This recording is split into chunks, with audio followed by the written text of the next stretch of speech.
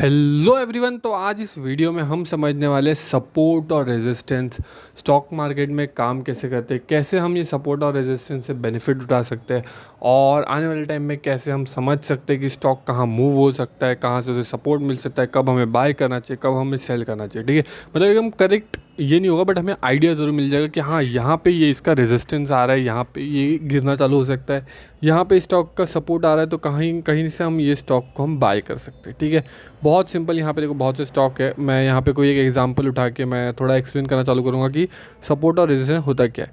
ठीक है, तो जैसे ये वाला एक स्टॉक उठा लेता हूँ मैं।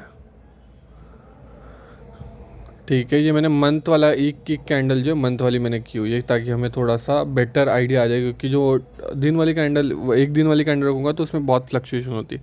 मंथ वाली कैंडल में थोड़ा हमें आइडिया बेटर आता है। ठीक है, तो यहाँ पे देखो ये स्टॉक एक टाइम पे यहाँ पे कहाँ पे था 250 पे। ठीक है, यहाँ पे इसने जो हाई बनाया था उससे पहले वो 750 का था। अगर मैं यहाँ पे देखूँ, ठीक है, तो ये देखो ये एक लाइन बनती है। ठीक है, ये क्या है कि ये स्टॉक ऊपर से गिरते गिरते यहाँ पे जा रहा है 250 पे। 250 पे लोगों को लगा कि ये स्टॉक जो है सस्ता हो गया, हमें यहाँ पे इसको बाय करना चाहिए, क्योंकि ये स्टॉक का जो अर्निंग है या जो भी है आप बोल सकते हो, जो रेवेन्यू है, प्रॉफिट है, वो बहुत अच्छा है। तो ये 250 में बहुत सस्ता पड़ रहा है, तो लोगों ने यहाँ पे बाइंग की पोजीशन लगाई रहेगी क्योंकि उनको स्टॉक सस्ता लग रहा है। तो यहाँ से ये स्टॉक की हो गई बाइंग। ठीक है, बाइंग होते होते ये स्टॉक गया ऊपर।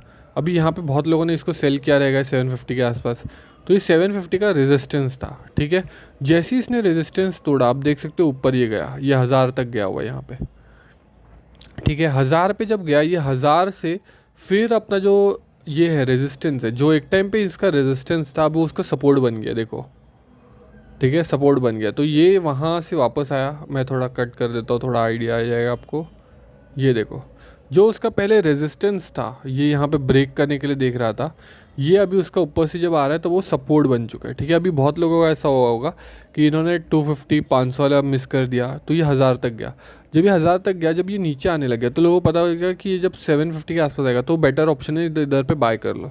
तो यहाँ पे बहुत लोगों ने बाइंग रखी होगी। तो 750 से इसकी फिर जैसे ये सपोर्ट बन गया, ये देखो 750 से स्टॉक वापस उठना चालू हुआ। ठीक है, तो इस तरीके से आप देख सकते हो कि ये स्टॉक ने यहाँ पे जैसे सपोर्ट, मतलब जब ये पुराना वाला जो सपोर्ट है, ठीक है, वो ब्रेक होता है तो आप बोल सकते हो वो नीचे की साइड ब्रेक हो जाएगा, तो जो ऊपर वाला सपोर्ट है वो फिर रेजिस्टेंस की तरह काम करेगा। ठीक है, जब रेजिस्टेंस है, ये जो ऊपर वाला रेजिस्टेंस है, ये अगर ब्रेक हो जाता है तो फिर वो अगला सपोर्ट की तरह काम करने लग जाता है। अभी अगर हम देख लेते हैं कोई और, अगर यहाँ पे मेरे को स्टॉक दिखते हैं, ठीक है, बेटर, तो वो हम आइडिया की तरह थोड़ा आइडिया आ जाएगा हमें भी।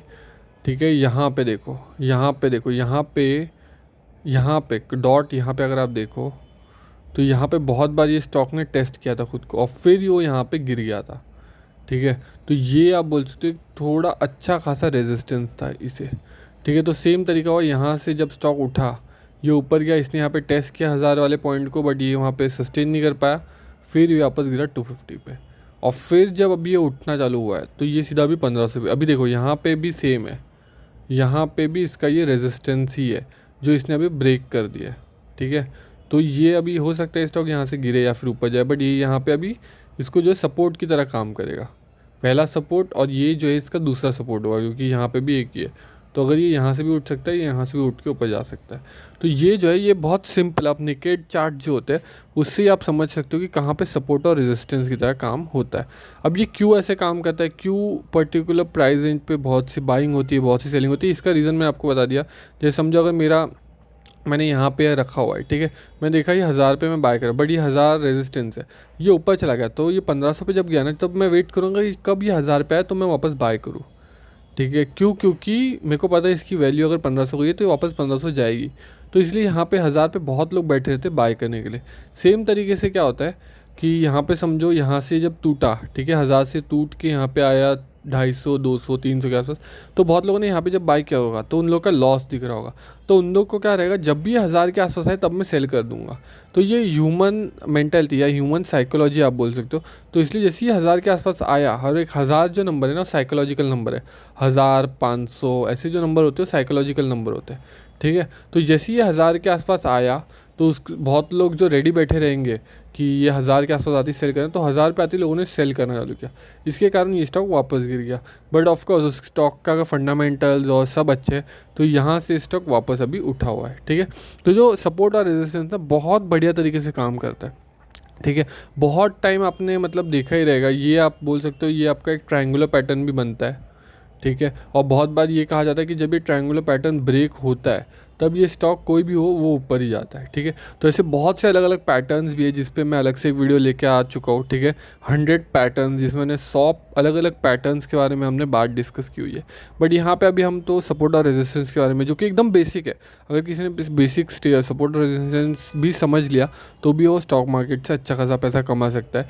इससे उसको आइडिया आ जाएगा कि कब वो स्टॉक गिर रहा है तो उसको नहीं जाना है, कब कौन सा स्टॉक अगर उठ रहा है तो उसको उसमें एंट्री कर लेनी है, ठीक है। तो आई होप आपको सपोर्ट और रेजिस्टेंस बहुत अच्छे से समझ में आया होगा। अगर आपको स्टॉक मार्केट के अलग अलग और जो इंडिकेटर्स है उसके बारे में समझना है तो कमेंट सेक्शन में लिख देना, हम उस पर भी वीडियो आने वाले टाइम में लेके आ जाएंगे। बाकी ये वीडियो को लाइक और चैनल को सब्सक्राइब